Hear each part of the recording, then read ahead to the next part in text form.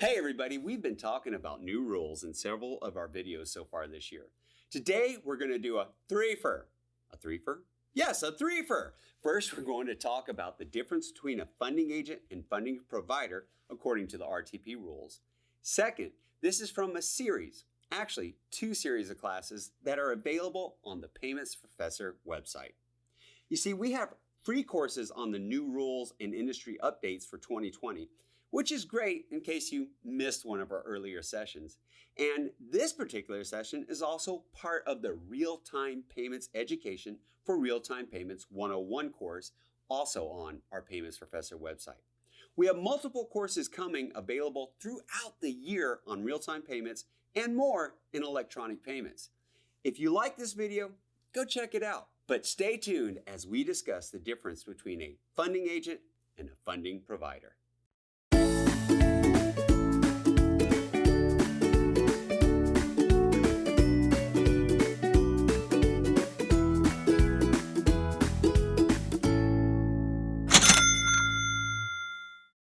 Hey everybody, in this session, we're going to go a little deeper into the different types of funding agents.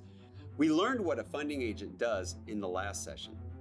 We said that a funding agent is a depository institution that has a pre-funded balance account agreement in place with the clearinghouse and will be serving as an agent to one or more funding participants. That was the first definition of funding agent. But the clearinghouse is constantly working to improve the real-time payments network and has updated the definition of funding agent. We now have that a funding agent is a depository institution that has become a party to the pre-funded balance account agreement and is either a funding manager or a funding provider.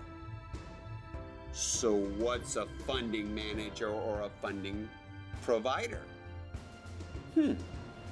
The official definition of a funding manager is a depository institution that has been approved by the clearinghouse to serve as an agent to one or more non-funding participants to A, provide the pre-funded requirement and supplemental funding on behalf of each such non-funding participant to the extent that it is a sending participant, and B, request disbursements as permitted by these RTP operating rules for each of its non-funding participants. Don't worry, we're going to break that down for you shortly. But first, let's also define a funding participant.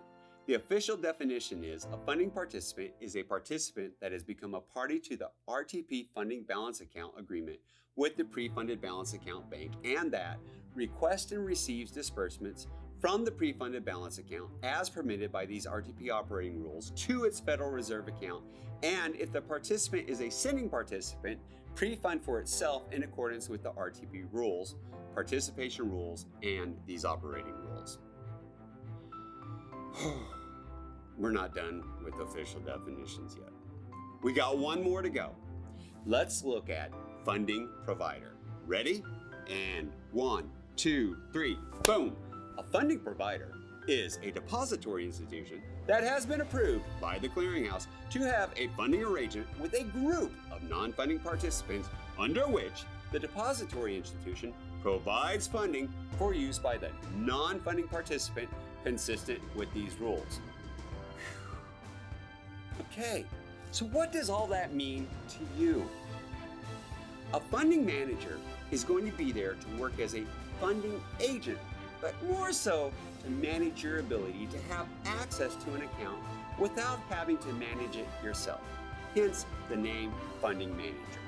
You will be required to maintain a CPP or current pre-funded position, and you will only be able to send up to the amount that is in your account.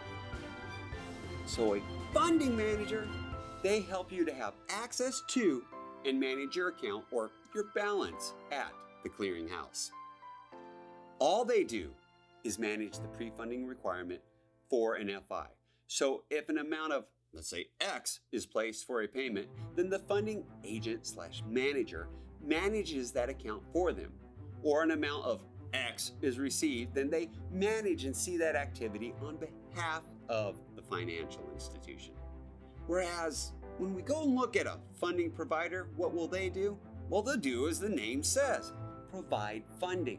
They will provide the pre-funded requirement, the dollar amount determined by the clearinghouse that is the minimal level of funding that a funding provider is required to pay into the pre-funded balance account before a participant that is a non-funding group member of the funding provider's non-funding group can begin sending payment messages using the real-time payment system.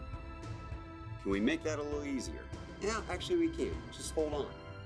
A funding provider does have to maintain a current pre-funded position, CPP, and is permitted to allow its non-funding participants to send payments up to the amount of either its funding provider's current pre-funded position or what we call a net send limit, whichever is the less. What's that all mean? It means that if your funding provider has funds available, even though you are technically at a negative balance if you send another payment, you could be allowed to send the payment up to the net send limit, which was determined by your funding agent / funding provider. So a funding agent, that's a general term, meaning they are going to help in the funding process. But it then breaks down to whether a funding manager that helps manage your position and require you to maintain a current pre-funded position if you are sending payments. That's only if you're sending payments. See, no position is required if you only receive payments. And a funding provider, well, they provide access to funds. A funding provider does have a minimum CPP, pre-funded position, that they are required to have in place, but that is determined by the clearinghouse. It's like a pool of money that they'll have available for you. If you're a funding manager and you have funding arrangements and agreements with one or more non-funding participants, then you must send an amount equal to or greater than each of the non-funding participants' pre-funded requirements to the pre-funded balance account. But if you're a funding provider, then it's more of a pool of funds that have to be available, and that is a limit that is determined between the funding provider and the clearinghouse. All the non-funding participants in the pool will have access to the use of the funds, and the funding provider must set the NSL, or net send limit, or potential negative amount for each of its participants. Had a discussion with a friend in the industry recently, and he said, think of it more like this, as a floor that is set by the funding agent. We won't want to give the impression that there aren't good funds. There will always be money to cover the payment. The funding provider will still have to have those funds available in the pooled account.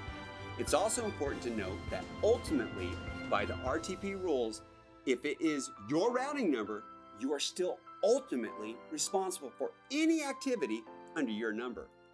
Use of a funding agent, whether a provider or a manager, does not alleviate you of that responsibility.